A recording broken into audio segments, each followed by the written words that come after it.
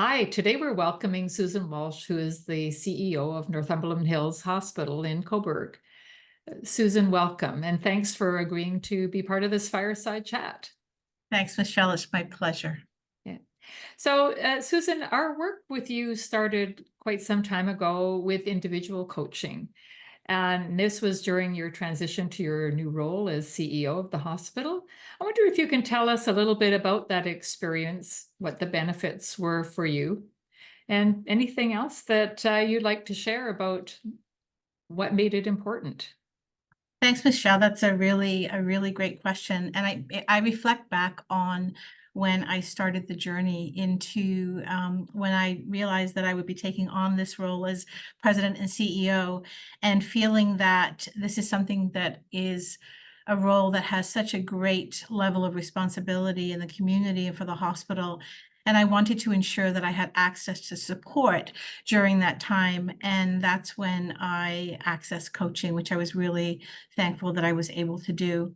Through the course of the coaching, what I realized is that it was a pivotal time. So, just to give some context, I was transitioning into the new role. We had a number of members of the team that were either retiring, so I knew that I had to build a new team. We were in the middle of Omicron, so it was during a critical time in the healthcare system, as well as we were launching on implementing a new clinical information system. So, a period of radical change within NHH. And I really felt that it was really important that I had the ability to have a coach, someone that I could connect with, and someone that I could speak to about some of the things in a safe way around issues that were on my mind. And when I think about engaging in that process, I also realized that there were tools that I had access to that I would not have had access to if I had not engaged in that process. And so for me, it was a really important journey that has been transformational from my perspective, from when I think about where I started in the conversations that we had to where I am today. I feel that I have been through a significant change. That's great. Thank you for sharing that. And what do you think was most valuable about the coaching experience? I think the most valuable aspect around the coaching experience was the ability to know that I had someone that I could spend time with, I could talk about issues with, that I could learn a new language around what I was experiencing, and also the fact that I had access to things such as the leadership circle. The leadership circle was a really one of the first things that we did as part of the leadership work. And when you do a leadership circle, it's really giving you a sense of where you're at right now. And it was a very helpful framework in that it allowed me to see what areas that I'm strong in already and that I want to continue to build on, and areas that I know that I need to grow in. And it also gave me a new language. It gave me a language around my creative competencies, which is when you're not in your reactive state, in your reactive competencies. And for me, that was really important because it allowed me to have a backdrop to understanding myself more fully. And as a leader, we know that the most important thing that you can do is really understand yourself first before you embark on leading. And so that was really a pivotal moment that I could then see where I needed to work on. I also found that an opportunity to really focus in and do that homework, because I think the coaching is also about working on yourself outside of that coaching experience. And that's an important adjunct to the work that you do. And so having that time to work through the exercises around what are my values? What's my vision? What's the purpose that I want to engage in moving forward? What type of leader do I want to be? I've been a leader for many years, but I've never been in the position of being at the CEO level. So what is it that I want to contribute to the organization? How do I want to be in that role? What do I want to be from an authenticity perspective? So it gave me a lot of opportunities to really think about many different things that were sometimes hard to work through, because you really have to get to your core before you actually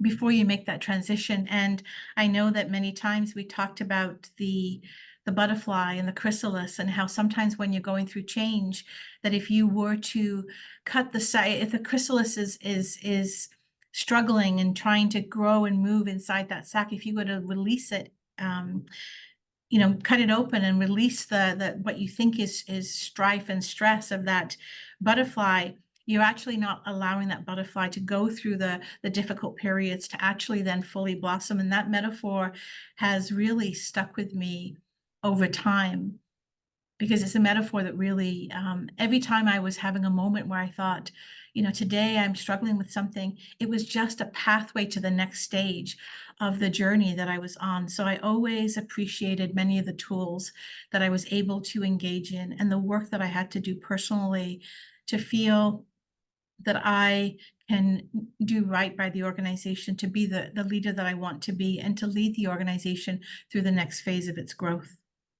Thank you. That's very comprehensive. What would you recommend to any other new CEO if they were in the same position? If I would recommend to any individual that's taking on the role of a CEO, that coaching is a must do as part of that work. You've heard the saying before that it's lonely at the top, and it truly is.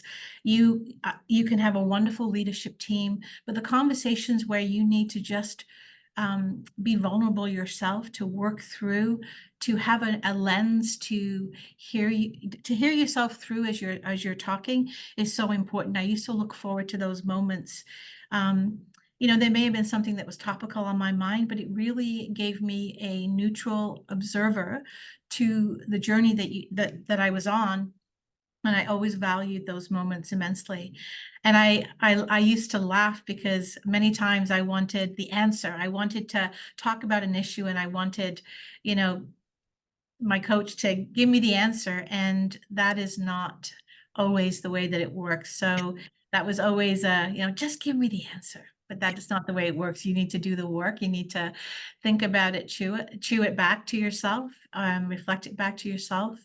When I think about all of the success factors, for me, engaging in those conversations and doing that work that I had to do as part of my coaching process was something that I found invaluable, and I will always hold that dear to my heart as I move forward, because it really enabled me to stay whole as a person through any of the challenging times. It gave me a space to be able to be held by my coach if that's what was needed, but also it was just a pause. And as we know, this too shall pass. So whatever you're going through eventually will pass. And I thought it was invaluable, and I would recommend it highly. One of the things that made the coaching relationship work well is many of the things you spoke to, you did do the work in between. It's not just what was happening in the conversations we had, that you really embarked and embraced the journey and embodied the work and the practices that we talked about. And it showed. It really came through in what you said, that how you felt you've evolved through the coaching process. So I give you full credit for that hard work that you did. Michelle, when I think about that, I also think about, how much it meant to me that I was the best leader that I could be. And so that work that I did was really about me wanting to do work for the organization, because I wanted to have a clear direction on how I would engage in leading the organization. And irrespective of the leadership skills that I thought that I brought into coming into this role, leading an organization at this level, with the complexities of the system, that's the situation that we're in, I did not have that set of skills in my toolbox. And so this was really giving me some additional tools in the toolbox to rely on when the situation was required.